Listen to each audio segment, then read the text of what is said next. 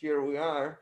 And yeah, as you can see, there's this mask. It says, Hell is Other People by Jean Paul Sartre. And first you hear this and you think, oh God, that sounds pretty negative, right? It's like to hell with everybody. But then if you think about it, you could also put the accent on hell is other people, which becomes more apparent if you look at it in French, which Ah, is enfer c'est les autres. So to me, it has this like I am not hell. I'm not going to be part of hell. If other people want to be part of hell, right. let them be it, but not me. And so all of a sudden, this may get a more positive outlook on things, it seems. And I found that interesting. Yeah, yeah. I'd agree. It gives you a choice. You could Yeah, be wrapped up in somebody else's struggles, and or uh, retreat to your own personal existence, the experience of it, and it can be quite peaceful and nourishing at times, at least. at So, times. Yeah, yeah, I guess it's like with everything, the balance is very important. yeah, But no, I mean, often we do have this choice, I think, that as far as free choice and free will really exists, and one could spend this whole entire weekend arguing about the pros and the cons of those ideas, but we probably are not going to. But so I was thinking, you know, and I give this little text that I sent you, just as an hors d'oeuvre. We don't have to go by the text at all, obviously. It's just some thoughts that I had sketched out on that general topic, and that is so passions spin the plot, which I think is a great way to put something really deep that one can even spend hours thinking about what is it that he's even trying to say when he says passions spin the plot. right. And But what's the name of the poet? the poet's name is George Meredith, and Yes, yes. who was apparently a pretty famous English poet at some point. I'm not going to pretend that I knew him until I discovered this poem in another book. uh, That's the only poem of his, in all honesty, that I know. yeah, Which since most people haven't heard of who, even of a poet, that means at least I know one poem. I could still take the time now to learn the rest, and maybe right. someday I would. For now, I only just know this one. And so it's called A Love's Grave, and he talks about how you know he talks in some sense about how two people are breaking up, and to how that's what love's grave, love has fallen apart, and they're looking at it and they see it's really nobody's fault. It's just the way that the situation came to be. And so and there he talks about how he says the wrong is mixed, and I see no sin, and passion spin the plot. And I mean, it's part of a bigger poem, but I think it's a Yeah. very interesting way to put it, that I think this happens to us much more often than we realize. And What this happens more often than we realize. I think are you referring to conditions that we find ourselves in, yes, situations, and it's really not anybody's fault? exactly. And I Yes. think this is a really, really important question for our time, because there is so much noise in the world. And that is something that I was thinking it would be interesting to get to. Because, if you look at how the world works at the moment, um, people almost don't get a chance to talk to each other in person. So most of the time you lose a lot of the emotional content of the conversation, so it becomes less nuanced. At the same time, there is a lot of digital communication, and mostly not like you and me that we take time and actually talk, but people text, and you have absolutely no idea what the other person is feeling. Is the other person smiling? Is the other person perhaps looking angry? You just don't know that. And so it gives rise to this whole new layer, I think, but of confusion that's so uniformous that we don't even realize we're all swimming in it. Yes. Yes. And when you say there's a lot of noise in the world, uh, I take it, I take it to mean, the way I understand that, it's, there's a lot of chaos. Yes, There's a lot of disorganized um, disturbances, like at it, you know, when an ocean is, you know, go, I think that that image came out of that poem too, about yes, the waves crashing, yeah, okay, and there's organization to that, there's a rhythm to it. It can be very peaceful, but it's very powerful. yes, But when it becomes turbulent and there's waves going every which way, um, it feels dangerous and frightening. So yes, I think you're referring to that. There's a lot of noise in the world right now, and it's hard for people absolutely, to because find the, yeah. Go ahead. yes, because you feel that there are big things, whatever you may want to call it. It's sort of like, Tuchev said in his poem Silentium, a thought once uttered is untrue, because you have this idea of something in your head, but the way you express it is never be the complete reflection of what you really think and feel. And so the Yes. moment you put it into words, part of it inevitably gets lost. But whatever it is, this big set of changes that we're all going through right now, which is obvious. A lot of things are happening all over the world, and some of it is to do with the virus, some of it is not to do with the virus, some of it is to do with the fact that we have more and more digital technology in our lives, which I think has reached an extremely unhealthy degree. Mm. And so it's dominating human communication so much that people forget sometimes what it means to be human. And so I think it's really tense time. I mean, people are stuck at home. And so one thing that I've been discovering in people, that's one thing that I'm curious about, what you'd think, is so people will be tempted, you see it with conspiracy theories, for example. People are tempted to put intention, right? They say if something is happening that looks orchestrated, it must be orchestrated. But it doesn't have to be the case, right? Yes. Yeah. Yeah. It's interesting what you're saying, because there's many levels to it. Now these days there's a lot of talk about conspiracy theories, Yes, and that's what you're talking about, an orchestration yes. of a The people, plan, an yeah, idea. and I think a lot And of people do themselves a disfavor by getting engaged in that stuff, by looking for an intentional stance where yes, none may exist. that's right. Yeah. And it's dangerous. It can be really dangerous. Yes.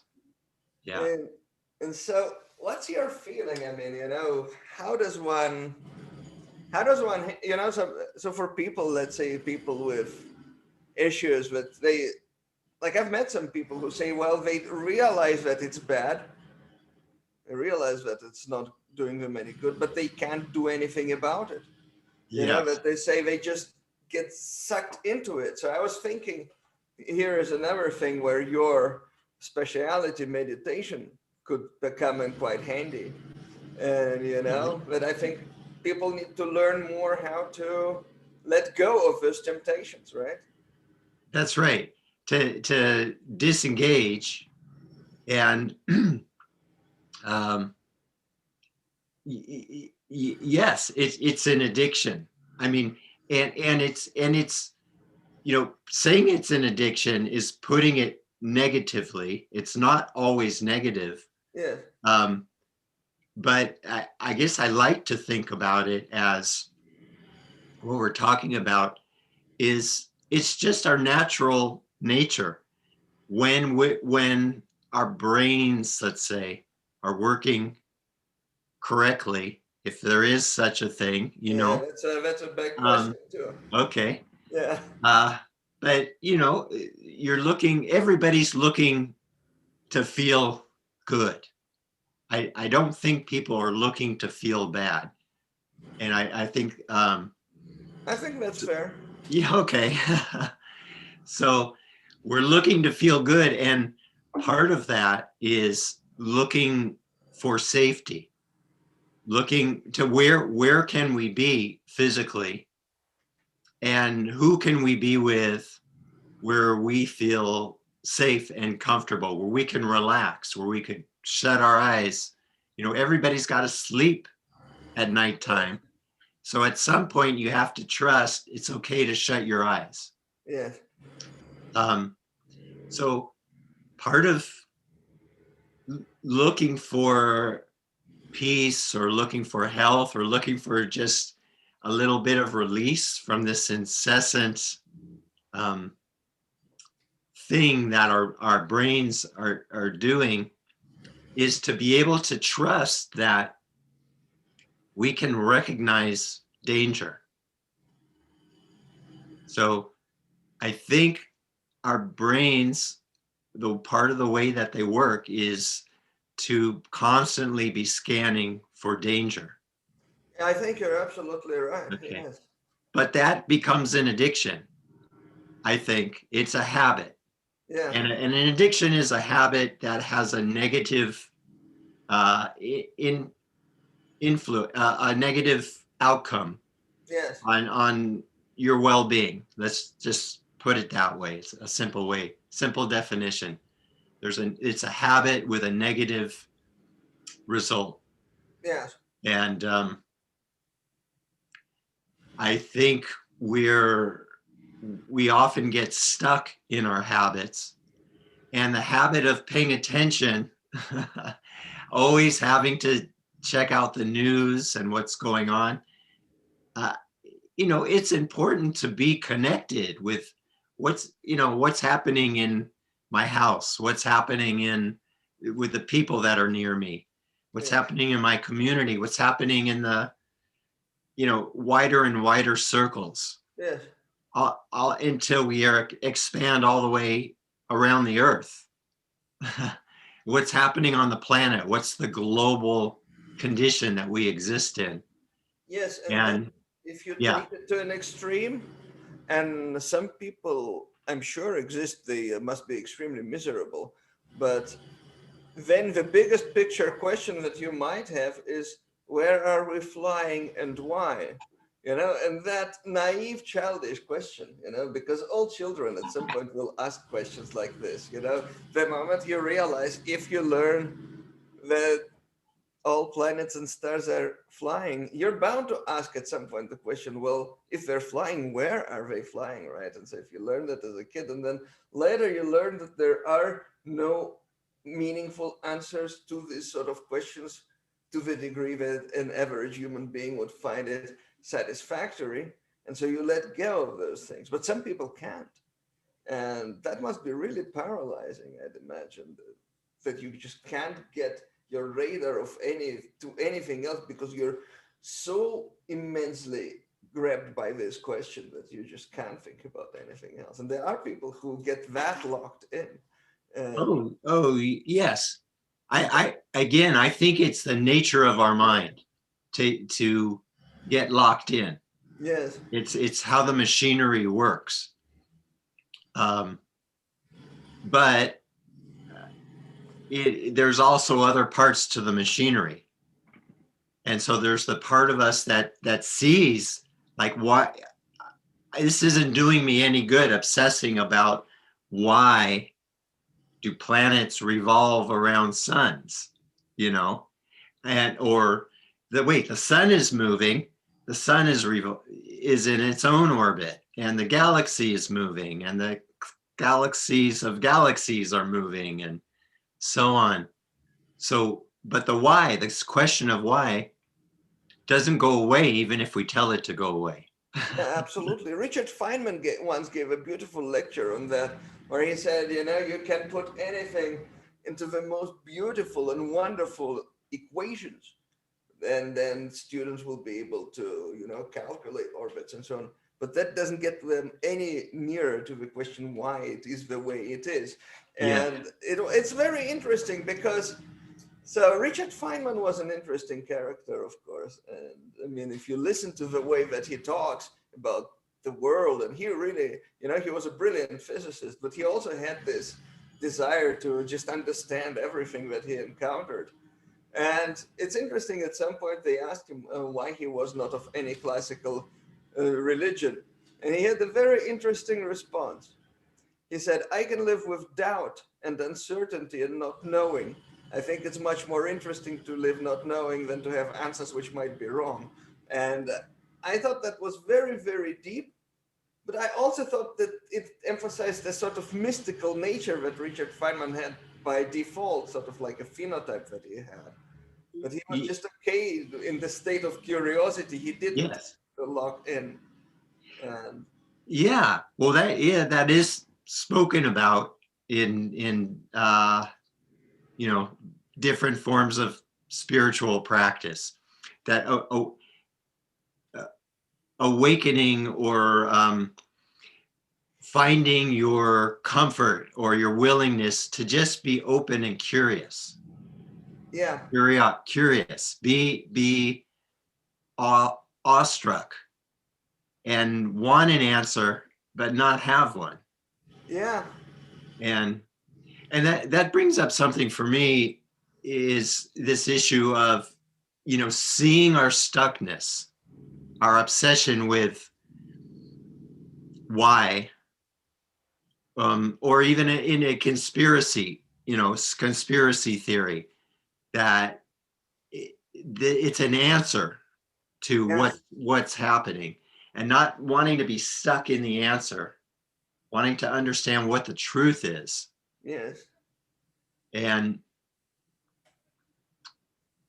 uh, And it can be pretty hard yes, because, it's hard, but what it brings up for me is there's a there's a part of me that has the capacity to have self-compassion.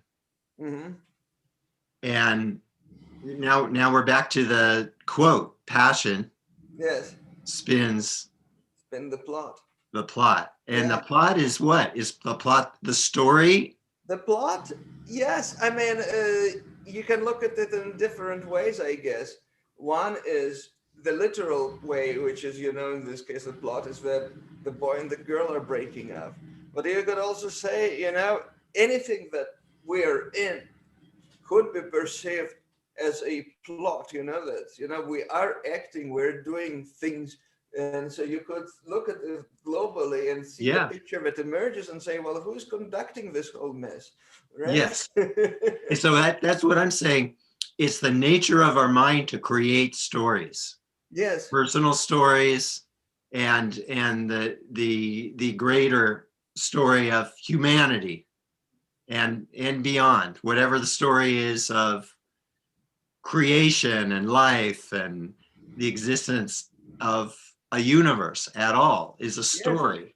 Absolutely. Yeah. I mean, what sometimes happens is I've noticed, let's say you meet somebody you feel attracted to, like, I go salsa dancing. I went salsa dancing once and I met a beautiful lady I felt really attracted to. And then the next thing you know, you go home and so you exchange phone numbers and you're playing through possibilities of what might happen. Next thing you know, you have your idea about her, including the way she might have talked to you. And then you meet again, you realize that's nothing like what this person is ever about. It's all in your head. It's all your story that you have Yes. pieced together based on cues that may or may not have even existed.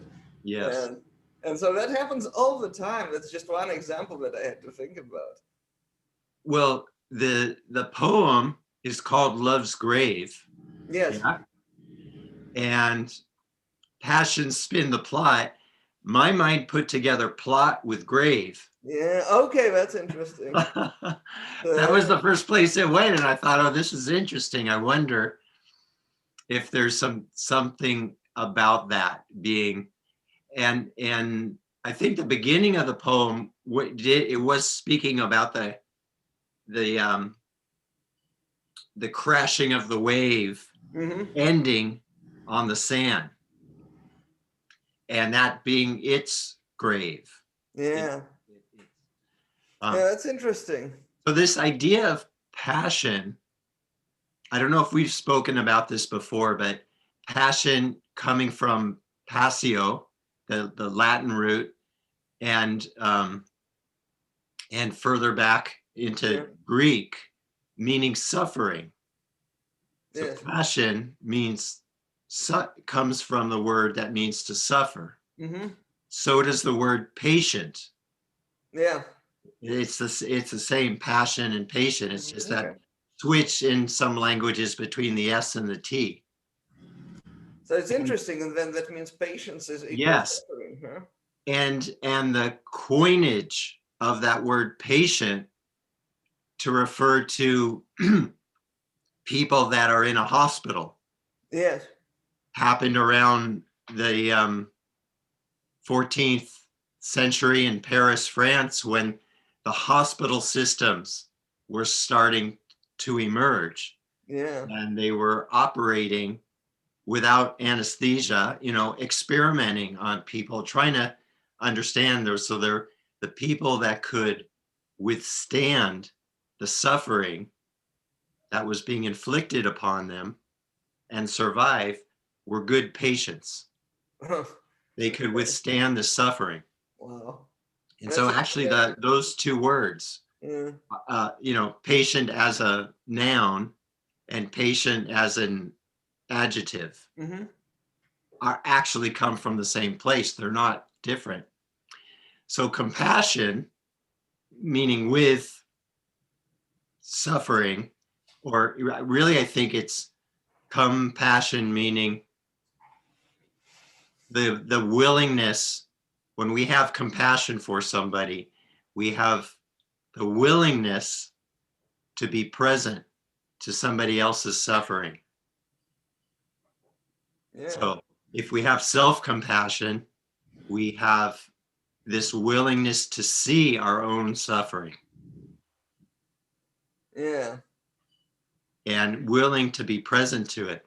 So the reason why I'm talking about this is what it brings up for me when I see my own stuckness. I see my own obsession with a certain thought or a memory, Yeah. or obsession with the fear of what's going to happen to this world, Yes. what's going to happen for people. Because I think that's why we're checking into the news. We want to know what's happening because I need to get prepared for the future. Yes. That's And part what's of it. And happening part of that it is I, simply that it's an addiction. Yeah. exactly. So to be seeing that I'm being compelled, something about me is compelled to constantly be looking at the future. That's the news. The Yeah. news is, they may be reporting about something that happened yesterday, but it's really about checking in to see what do I have to worry about now, Yes. which is always the future. That's It's right. not what's happening right here inside my body. Yeah. It's somewhere else, or Yes. something that may affect me in the future. Or I'm obsessed with something about the past, a memory, Yeah. something I said, the way I behaved with somebody, something I should have said that I didn't say. Um, so I see my obsessions sometimes. Yeah. I look for them. I try to make a practice um, to see the ways I'm being compelled from moment to moment. I think that's what meditation is. And I try to remember to practice compassion for myself, Yes. I think meaning it's very important. I see that I don't really have a choice about the thoughts that come into my head, Yes. about these moments where I feel out of control and I'm being compelled. And so for me, self-compassion means, yeah, in a real simple way to think about it, feeling sorry. I feel sorry for that guy. That's me, or that thinks he's me. Yeah. That's the way I think about him. There's Okay. somebody who thinks he's me. So you take sort of a look at yourself Yeah, somehow, or at the man in the mirror, Yes. right, and say, well, this is just what it is like right now, I, and what I say is that poor guy. yeah, That's what I say. I say, yeah, oh, that poor guy. He's so stuck. He's so addicted. yeah, He can't figure out which way to turn. And no matter what he does, he struggles. yes, and in some aspect, that's of course each and every single one of us. Yes. Because those people, those people who get obsessively, locked into following what's going on in the world and watching all the news and understanding it and all the different interpretations. I mean, I feel sorry for them because if you look at how they talk about this stuff, it doesn't seem like it doesn't bring them joy. It's not actually something that's coming oftentimes from a healthy place. Because, I mean, you either do it because you want to show off, and which is by itself a shameful act, or to show off with what you know about the world, or you are really that worried and you just can't go. And in either of the two cases, it doesn't look very good. Yeah. Yeah. Yeah. Uh, you're trying to, yeah. I think you're saying on the one motivating factor could be you want to show off what Yeah. you know and what you're aware of, and you want to establish yourself in the eyes of somebody else in a certain way. And the other side could be you're overwhelmed and you need help. You Yeah. want to connect with people. And I think in the same way, a lot of times we talk about the difficulty we're having with maybe in a relationship with somebody, and we're talking about them as if they're an enemy, as if they're the cause of all of our problems. Yes. How I am suffering is because this person did this. So I'm telling you a story about this person that's putting them, the plot of the story is how bad this person is and the things that they do, so that you can sympathize with me and my situation. And it's not good for me to be doing that. It's not good for me to be telling that same story. I'm a victim, because Yes. that's And not, that doesn't help it's anything. not helpful. No, because in a way, the way I look at it, it's interesting you bring up the word victim.